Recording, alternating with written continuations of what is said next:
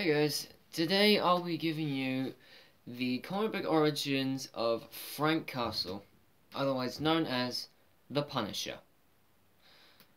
And the Punisher is without a doubt one of the most violent superheroes in comic book history, and is also one of the biggest badasses. Now the Punisher has quite a tragic backstory, but he has a pretty good motive for doing what he does. Now, Frank Castle originally was determined to become a priest, but he had an unwhelming desire to make people pay for their misdeeds. So, he decided to join the Marines. Afterwards, he married a woman named Maria, and they had 2 children together. When they decided to go out for a picnic in the park, they witnessed an execution by a mob family.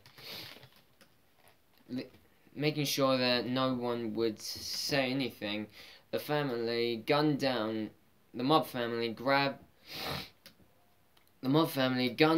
Frank and his family. Amazingly, Frank survived but woke up in a body bag. Able to break free, he overwhelmed the police that had put them in there, but he was sedated and then taken to hospital. Healing in the hospital, he was then taken to the police station so that he could identify the killers. But amazingly, each member of the crime family had an ironclad alibi. Returning home, Frank had started to dwell into a pretty bad depression and was actually considering suicide, until he thought about revenge instead of suicide. So it was his revenge on the crime family that he was determined to get that kept him alive. Only that, he has also met a sympathetic detective who he was talking to about him becoming outside the law, saying that he could no longer follow the path. The detective had actually started to agree with Frank and hinted that there were weapons and arms in the trunk, and he wouldn't be surprised if his car were to be broken into and the guns taken. Taking the detective's hint, Frank broke into the car and took the guns, naming himself the Punisher and painting a white skull on a bulletproof vest.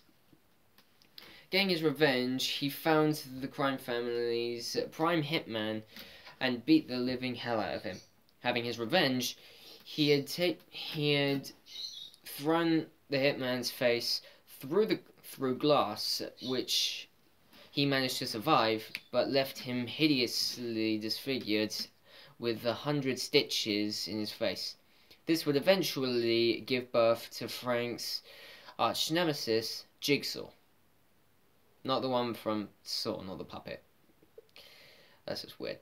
But waging war on criminals, Frank doesn't actually have any powers, but he does have his incredible knowledge of arms and weapons, and his incredible combat training.